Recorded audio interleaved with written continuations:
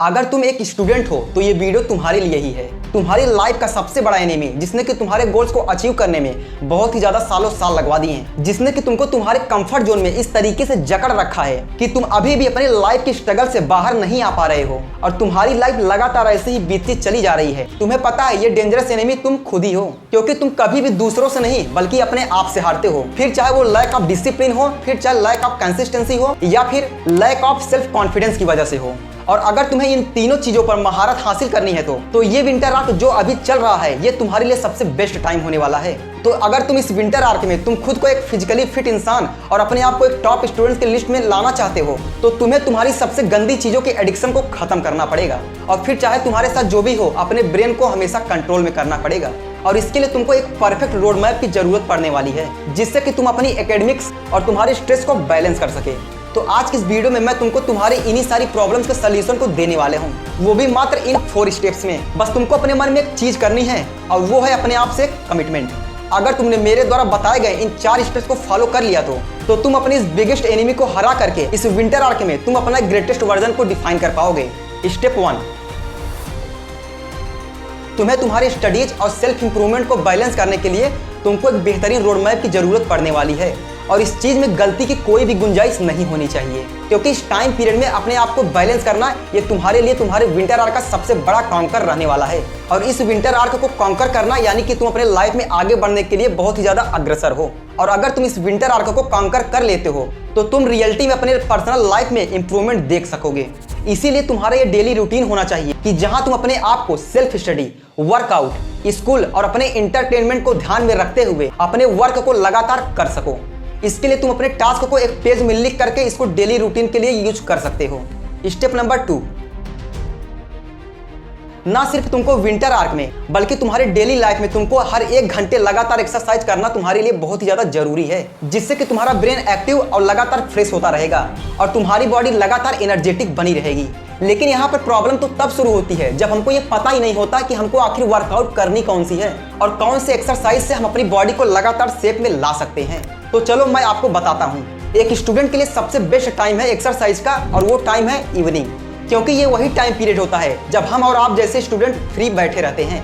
ना हमारे पास कोई काम रहता है, ना हमको खेलने के लिए कोई टाइम रहता है। हम लोग पूरी तरीके से वेले पड़े रहते हैं। तो लगातार एक मिक्स्ड एक्सरसाइज करते चले जाओगे तो तुम्हारी स्टूडेंट लाइफ के लिए बहुत ही ज्यादा इंपॉर्टेंट रहने वाला है। और इन एक्सरसाइज को करने के लिए तुमको कोई भी इक्विपमेंट की जरूरत नहीं रहने वाली है। अब यहाँ पर क्वेश्चन ये अराइज होता है कि आखिर हमको करना कैसे है।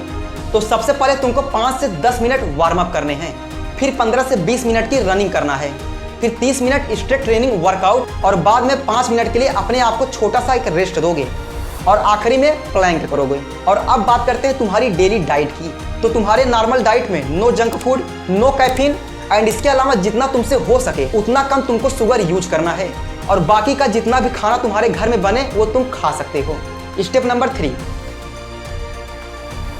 तो जब भी तुम अपनी स्टडी के लिए बैठो तो ये 4 रूल्स और इस एक टेक्निक को तुमको फॉलो करना है, जिससे कि तुमको तुम्हारी पढ़ाई में फोकस होने के लिए तुमको कोई भी रोक नहीं पाएगा और तुम कम टाइम में ज्यादा प्रोडक्टिव अचीव कर पाओगे। नंबर 1, द गोल्डन हावर्स, यानी कि तुम जब भी पढ़ाई करना शुरू करो तो सबसे पहले तुमको तुम्हारे सबसे हार्ड टॉपिक या तुम्हारे हार्ड सब्जेक्ट को तुमको पढ़ना चाहिए। नंबर 2, नो मल्टीटास्किंग, जब तुम पढ़ना स्टार्ट करो तो तुम सिर्फ पढ़ाई पर फोकस करो, ना कि किसी दूसरे चीज पर। ना कोई अनएडवांटेज फोकस और ना ही कोई unadvantage energy waste. Number 3, set clear goals, तुमको तुम्हारी पढ़ाई स्टार्ट करने से पहले ही तुमको ये क्लियर करना है कि तुमको तुम्हारे कितने टॉपिक्स कवर करने हैं और कितने चैप्टर तुमको लर्न करना है। नंबर 4, इन्वायरमेंट कंट्रोल, तुमको तुम्हारी पढ़ाई स्टार्ट करने से पहले तुम्हारे पास सिर्फ वही चीजें रहनी चाहिए जिसका कि तुम यूज कर सको, बाकी की वहां पर पड़ी अनएडवांटेज चीजें तुमको वहां से हटा देनी है। और अब बात करते हैं उस एक टेक्निक की, तो कि अगर तुमने यूज कर लिया तो तुम्हारी पढ़ाई की प्रोडक्टिविटी 50% तक इंक्रीज कर जाएगी और वो टेक्निक है पोमोडोरो टेक्निक। और इस 30 मिनट के टाइमर में तुमको लगातार पढ़ाई करते चले जाना है। फिर जैसे इस 30 मिनट का टाइमर खत्म हो तुमको 5 मिनट तक उस टॉपिक को रिकॉल करना है जिसको कि तुमने अभी पढ़ा था और 5 मिनट का ब्रेक। और ये चीजें तुम लगातार करते चले जाओ, यानी कि 25 मिनट पढ़ाई 5 मिनट ब्रेक, 25 मिनट पढ़ाई 5 मिनट ब्रेक। और ये ट्रिक तुमको लगातार फॉलो करना है अपने पढ़ाई के दौरान। स्टेप नंबर 4,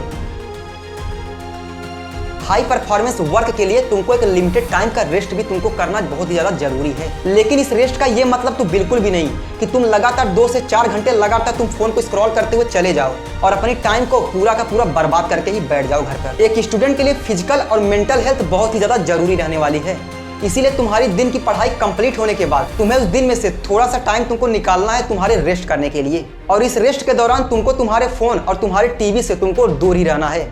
इस ब्रेक के टाइम पीरियड में तुम कहीं वॉक पर भी जा सकते हो या कहीं रनिंग भी कर सकते हो, या तुम इसके अलावा ये करो कि तुम्हारी फिजिकल हेल्थ बहुत ही ज़्यादा अच्छी होती चली जाए, जिससे कि तुम अगले टास्क को कंप्लीट करने के लिए अपने आप से अच्छी तरीके से रिकवर हो चुके रहोगे। तो ये रही मेरे द्वारा बताई गई 4 इफेक्टिव तरीके जिसको कि आजमा करके तुम अपनी पढ़ाई के लेवल को बहुत ही ज़्यादा इंक्रीज कर सकते हो और इस विंटर आर्क में तुम एक योद्धा की तरह बाहर निकलोगे।